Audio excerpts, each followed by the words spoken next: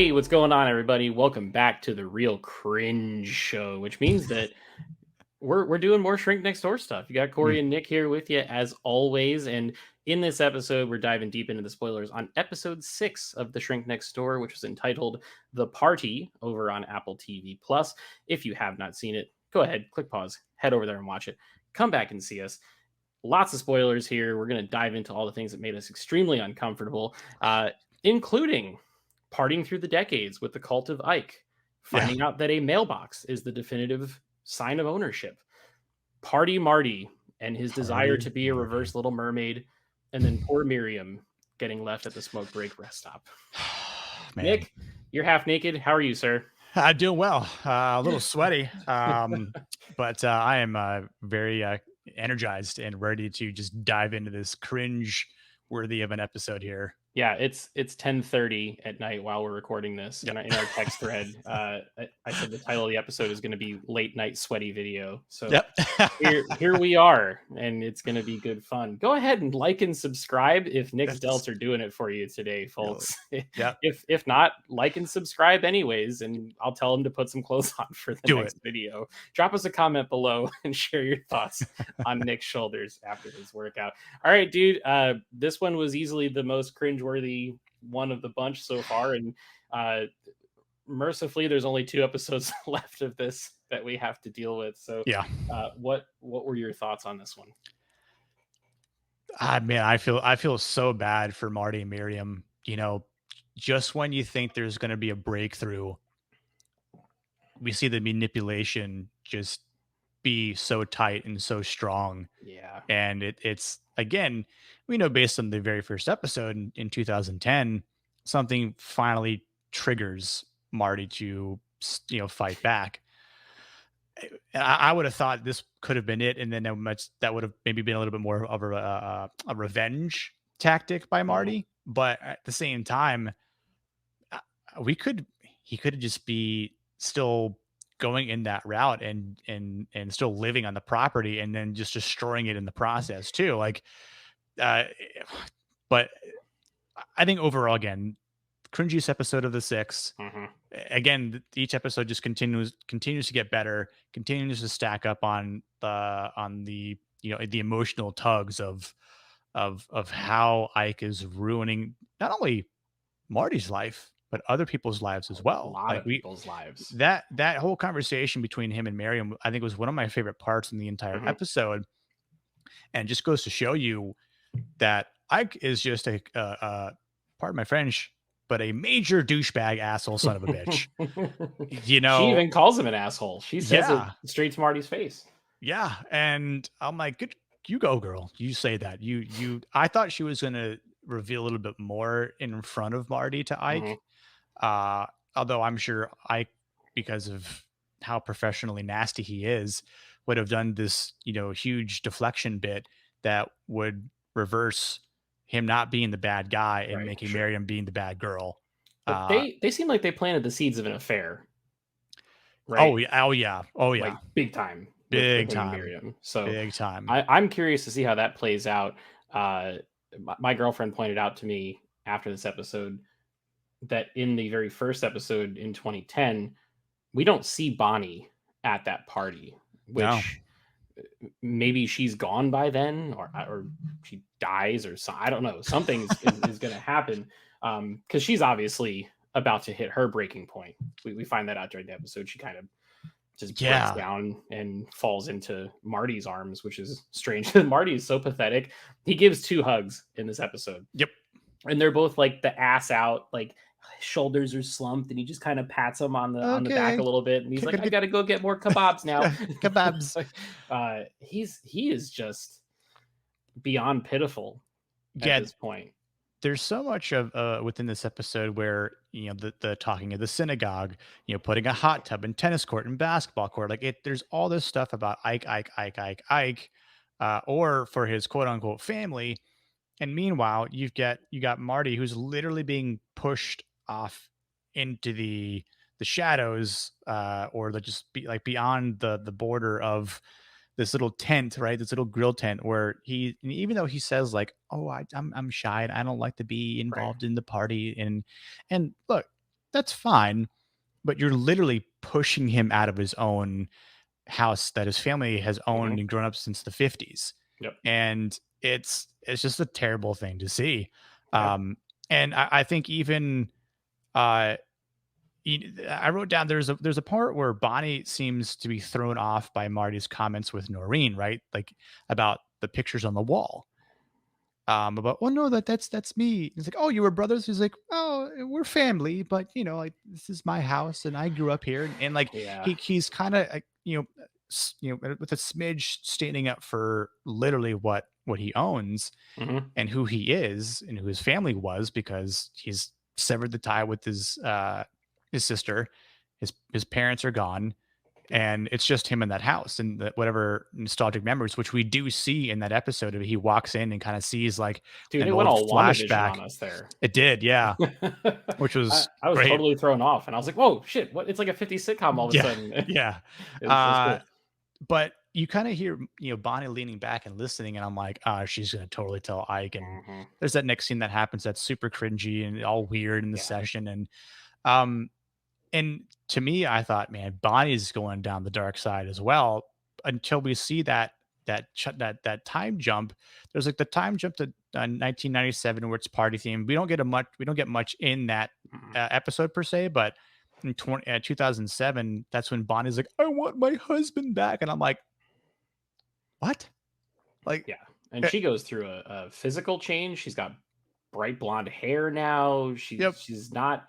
She seems to be very disconnected, and yeah, as this goes on, Marty's getting more disconnected too. And oh like you yeah, notice when he first builds the koi pond, which Ike tricks him into building building it, with his master manipulation, the koi pond over time, the shrubs and the bushes grow like a fence like around it, yeah, and it becomes like Marty's little sanctuary to the point where he's got names for these fish. And like most people don't name fish that they keep outside in a pond. And he's no, like, oh, the medicine's doing really well for you. And it's just yeah, like he's literally just like playing dollhouse with these because he doesn't want to be in his skin as a human being anymore because he's so miserable deep down, but he's convinced himself to the point where he's believing the lie that Ike saved his life.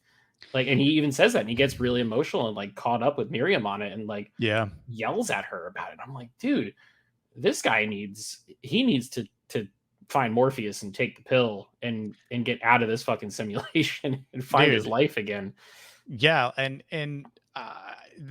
I felt bad for, I mean, Marty in the entire episode, but another really cringe part, as if the entire episode wasn't filled with it already, is when uh Marty comes over, right, and is like, "Yeah, I'm gonna come and have a beer," and he's like, "No, no, I have acid reflux," and he chugs both beers, Mm-hmm. right, and you know convinces him to shove Miriam in the pool, but then it's like, I said for you to nudge. You just went in and shoved it in, Yeah, he said and like he's you like, body checked her or yeah, you whatever. body checked it, and like in front of everyone. So like Oh he's god, lying it's to him, horrible. and making him feel like shit. And then he also, so he basically, I basically sells him out, right? Mm-hmm. And then he's like, oh, by the way, they were non-alcoholic, and it's like, Which is kind of an insider joke there because Budweiser barely has any alcohol to begin yeah, with. it's like, Drinking two Budweisers is not going to get you drunk enough to like walk up to a lady and shove her into a swimming pool, yeah, like he didn't which is turn good. Frank the Tank from old school, right? Like, Oh just man, once it hits your lips, it's so good. Like, you we've come a know, long way from yeah, we Frank the have, Tank. Good we lord, have. that's crazy. Party Marty, Frank the Tank, but which leads into the whole scene into the guest house, right? With Miriam, and which I thought for a second they might have a bit of a team up. I think that's what we were kind of being led to believe. Like there was We were this, hoping. yeah, absolutely. Like there's gonna be this team up that like Miriam is the key to getting Marty to understand what's really happening, especially the whole story. Um, Not a sob story at all. It's just a sad story about her mother. Yeah. When Ike got got her to cut off conversation with her mother, and then she dies, and then Hmm. she loses the opportunity to talk with her Yeah. before her mother dies. Like Yeah, that's, and that totally triggers Marty because he's thinking the same thing about Phyllis. yep, Because he's now, you got to think he cut her off back in the 80s. Yeah. This is 2007. You're talking about 25 years now Yeah. that he hasn't spoken to his sister. No wonder he did like 3K turns in the middle of a highway and almost got into 6 car accidents because he couldn't decide My whether or not he God. wanted to go back to the city to see her. So that's not, you think like, okay, I'm going back to the Matrix. She's Trinity and she's gonna get him out. And then Yeah.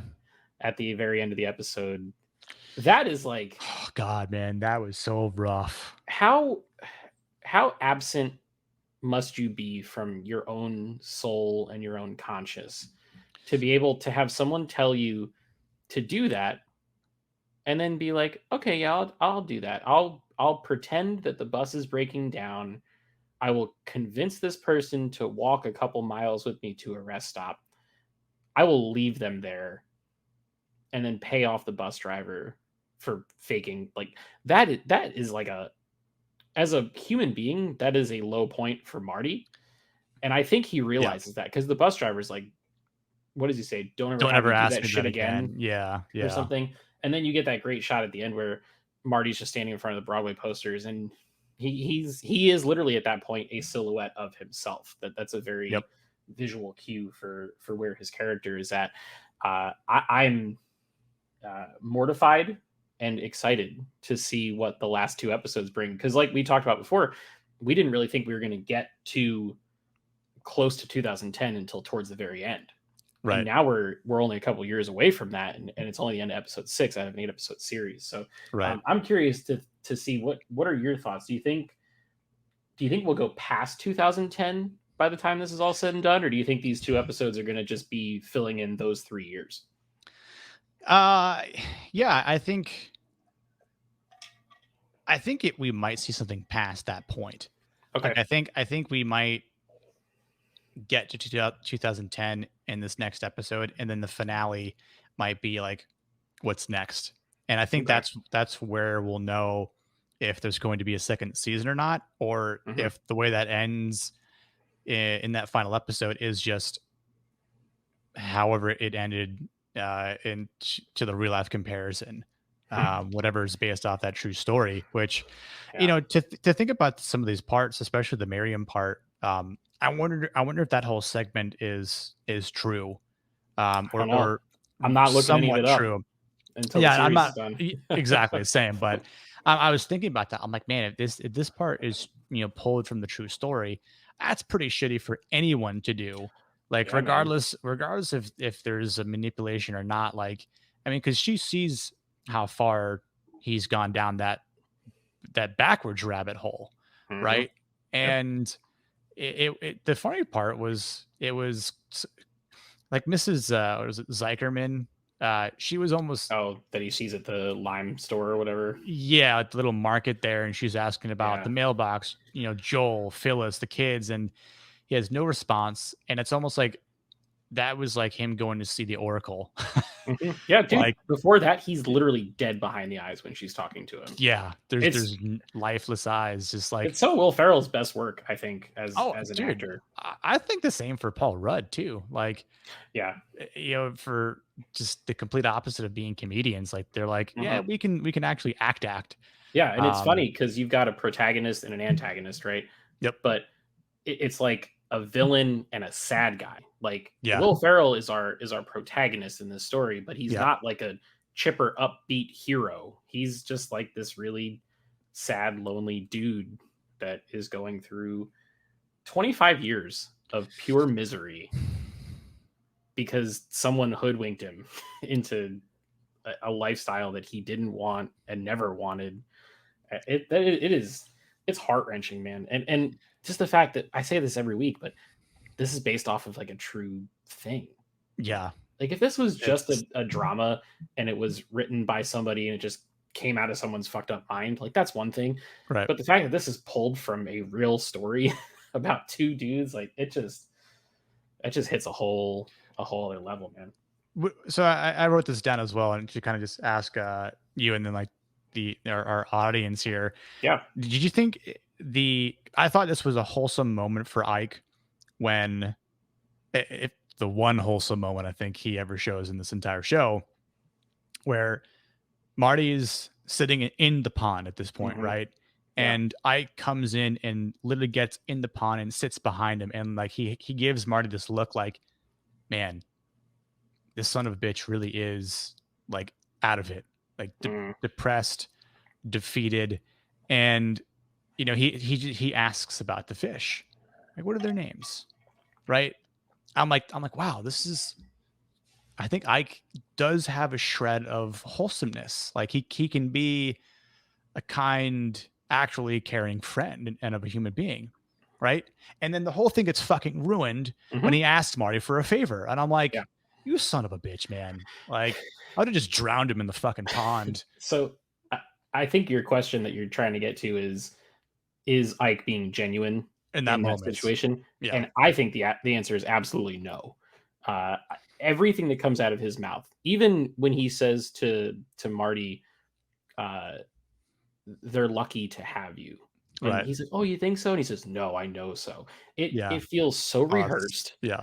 and it feels like it's almost kind of like uh, I'm a type 1 diabetic, and I've worn meters before that when your blood sugar starts to get high, it sends you a warning to bring it back down. Right. I feel like Ike internally has something like that when he can kind of sense that Marty's starting to go off the path Yeah. and he's got to pull him back in. Yeah. And he's like, "Oh, got to put on the nice guy routine to get him back into the bubble before he goes astray." It's really everything is designed to just keep him wrapped around his finger, and it's like disturbing. Hmm. But Nick did ask the audience, do you guys think that Dr. Ike is being sincere in any way, shape, or form? Or are you like me and you think he's just a cowardly piece of shit who should probably get beaten with the fence that he tore down? Yeah, it's kind Um, of like, can he be genuine at any point in time? Like, is there any point where he gets humbled? Right? Like, I don't think so. I really uh, don't. yeah, my own the answer to my own question is no. I think he is the type of person that is, will always be that way, especially once he's gotten a taste for it. It's just all or Mhm. nothing, you know. Yep. And he can't let go of it. Right, he can't let go. It's like he's fallen to the dark side, and there's no way for him to to come back. He's Yep. just He's a kid who grew up poor, got a taste of rich life, and that's his drug is living the high yeah. life. He wants to be able to throw an Indiana Jones themed party, followed by a Mexican themed party, followed by whatever the hell It else was they like, I think it was do. a Greek, right? Greek was a Yeah, Greek themed, I something, think, something something like like that. But that. And a pirate party. yeah, like He every sort wants of to. theme he wants to throw it, right? Yeah, he wants And to spend money. He wants to be able to say, "Look at everything I have," right. even if he didn't earn or deserve any of it on his own, which is horrible. Yeah. And the one thing I thought, because even though there's I can't think of the guy's name, but one of the guys with the beard, he's been showing up to the parties for a while now. Mhm. He's like, kind of don't want to drink anymore. And he's like, come on, like have another drink. And he's like, okay. And He. yeah, and I'm like, is for a second I thought, I wonder if the people, his guests, his friends are starting to kind of just get over these parties too, or but of course we Or see just the him 20, in general. or just him, right? Because I don't remember if that same character was in the 2010 party. I have to go back and watch, Yeah, I was but like, I might go back and check that out again. But if he's losing friends, but finding other ones that are, more bougie, mhm, obviously within the Hamptons, like he's right. just trying to, get richer and richer friends and people so that he can just keep excelling and look at me, look at me, look at me. Yeah. I mean, even if he lost somebody, typical abuser mentality is just to find someone new to latch Right. onto and Right. suck them dry the same way that he did to Marty. So, Yeah. and being a psychiatrist, I'm sure there's no shortage of targets for him, which Nope. is really something else. So, Terrifying. Yeah. did you read the description for the next episode? I did not, but Oh man, I have it's it it's a good one. here. This wants to load up. Hold on. Shrink Next Door episode 7, The Breakthrough. Mm. So one, the episode is entitled "The Breakthrough." Ooh. Now look at the description. Marty considers a company move to New Jersey. Hmm. Eh? It's this where I'm from. That's my people. But is that a boundary even Dr. Ike can't cross? So Apple's throwing shade at New Jersey, where they're like, Dr. Ike will do just about anything, but he won't go to New Jersey. That cracked me up entirely. But that tells me two things. One, the breakthrough. Maybe finally we're going to get the moment where the two of these guys really come to blows with each other. And two, if he wants to make a company move to New Jersey, there's only one reason to do that, and it's because it's cheaper to operate outside of a big city, Right. which tells me that all the money that they're spending on these extravagant parties and this life in the Hamptons and everything is finally starting to take a financial toll. Um, and it could be the beginning of company going under or Right. Marty having no money anymore, which could lead him to be the person he is in 2010. So Yeah. really exciting. Yeah. And I can't wait to thank see God these there's last only two two left. episodes. I know, like, is as cringy as it is, but with the acting and the story, I can't wait to see these last two episodes and Yeah. to see what comes next because I don't want to ruin it.